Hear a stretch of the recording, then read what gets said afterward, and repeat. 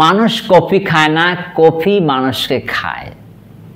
ভেবে দেখুন, যখন আমরা কাজে ক্লান্ত হয়ে যাই, মস্তিষ্ক আর চাপ নিতে পারছি না, তখন আমরা কফি খাই, আমাদের মনটা ভালো হয়ে যায়, চাঙ্গা হয়ে যায়।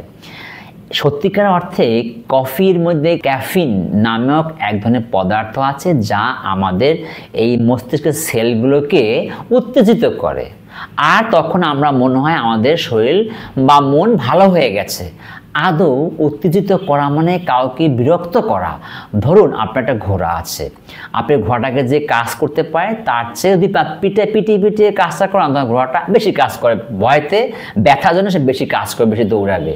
কিন্তু ঘোড়াটা এমন হবে দিনে দিনে না পেটালে ঘোড়াটা কাজই করবে না, আস্তে আস্তে এমন হবে ঘোড়াকে পেটালেও আর কাজ করবে না।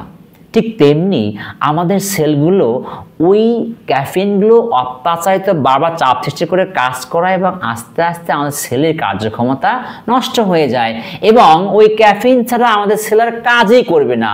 তখন আমাদের সেলগুলো ক্যাফিন হয়ে যাবে, আমাদের খেয়ে খেয়ে আমাদের মানসিক শক্তি নষ্ট করে ক্যাফিনের উপর আমরা নির্ভরশীল হয়ে যাই, একসময় আমাকে ক্যাফিন খেয়ে ফেলে।